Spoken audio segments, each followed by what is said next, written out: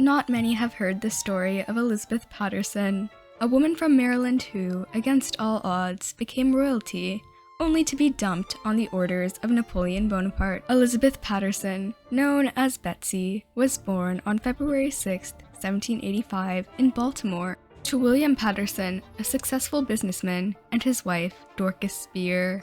Betsy was just a normal, but very rich American.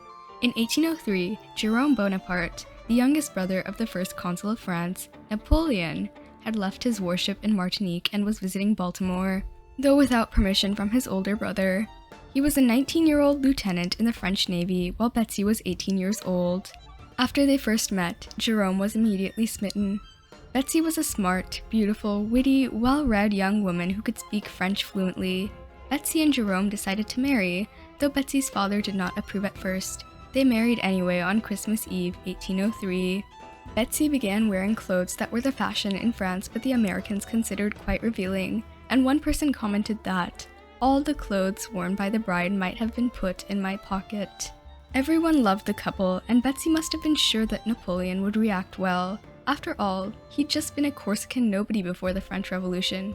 Why would he object to Betsy and Jerome's marriage? Napoleon turned out to be livid and demanded that Jerome come back to France without Betsy. She was 6 months pregnant and Jerome was a very stubborn man, so he refused. Betsy and Jerome went to Europe and arrived in Lisbon, but Betsy had been forbidden by Napoleon to set foot in France. Napoleon had ordered Jerome to come and visit him in Milan alone, and the couple agreed that Jerome should go. Betsy was informed that if she just acknowledged that her marriage was invalid, Napoleon would pay her a pension and leave her alone. Betsy refused.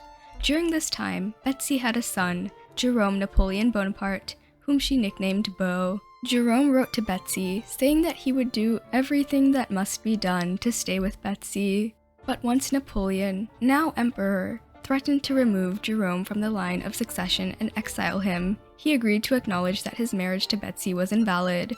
Jerome stopped writing to Betsy, and, heartbroken, she returned to Baltimore. In 1805, their marriage was declared invalid by French courts, while the Pope refused to annul it. Beau was now illegitimate, and Betsy was stuck in Baltimore as a spurned wife. Jerome, though, moved on. After his marriage to Betsy was dissolved, Napoleon made him king of Westphalia and had him marry Katharina of Württemberg. Jerome wanted Beau to be sent to Westphalia, but that was the one thing Betsy had control over with Jerome, and she refused. Betsy continued calling herself Madame Bonaparte and divorced Jerome in the United States, since their marriage had only been dissolved in French courts. Even though she hadn't given in to Napoleon's original demand to stop calling herself a Bonaparte and go back to Baltimore so that she could get a pension, Betsy still asked for a pension from the emperor. Napoleon decided to pay her, and would continue until he was forced to abdicate for the first time in 1814. Jerome ended up becoming a womanizer and wasn't a great king. He would be dethroned in 1813, and Napoleon would be defeated for the final time at the Battle of Waterloo a few years later. That meant that Betsy could finally travel to Europe, something that she'd always wanted to do. She sent Beau to school in Maryland and traveled to England and around Europe. She also took Beau with her on a later trip to Geneva, and Beau would write that Betsy goes out every night to a party or ball. Beau's grandmother and Jerome's mother, Letizia, wanted to meet him, and so did his aunt, Pauline Bonaparte, so Betsy eventually allowed this. Letizia and Pauline were delighted with Beau and suggested that he marry the daughter of Joseph Bonaparte. Joseph, however, refused. Betsy went to Florence, where she by chance encountered Jerome and his new wife, Katharina, in the gallery of the Palazzo Pitti. Betsy hadn't seen him in decades. She simply walked past him and they didn't say anything to each other, and they would never see each other again. Jerome's sister, Pauline, was more generous and left money to Beau in her will. After Pauline's death, Beau went to Italy to meet Jerome once he was a grown man, but he didn't like his father at all.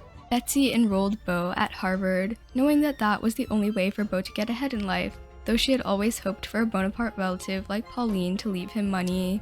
Beau married an American woman named Susan May Williams, but Betsy disapproved, saying that her son was too good to marry an American, even though Susan was very rich. Beau and Susan had 2 sons, Jerome Napoleon Bonaparte II and Charles Joseph Bonaparte. The family never stopped using the name Bonaparte.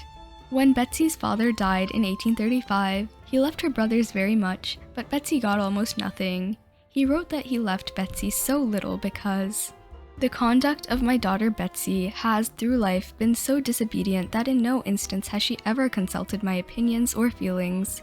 Indeed, she has caused me more anxiety and trouble than all my other children put together, and her folly and misconduct have occasioned me a train of expense that first and last has cost me much money. She wrote a book called Dialogues Between Jerome and My Father in Hell, so she obviously was not fond of either her father or even Jerome by that point. Betsy died on April 4th, 1879 at the age of 94, having outlived her son Beau by nearly a decade. Her tombstone reads, "After life's fitful fever, she sleeps well. She is buried in Baltimore." Betsy's sister-in-law, Marianne, married the first Marquis Wellesley after Betsy's brother's death, which made her the sister-in-law of Napoleon's worst enemy, the Duke of Wellington.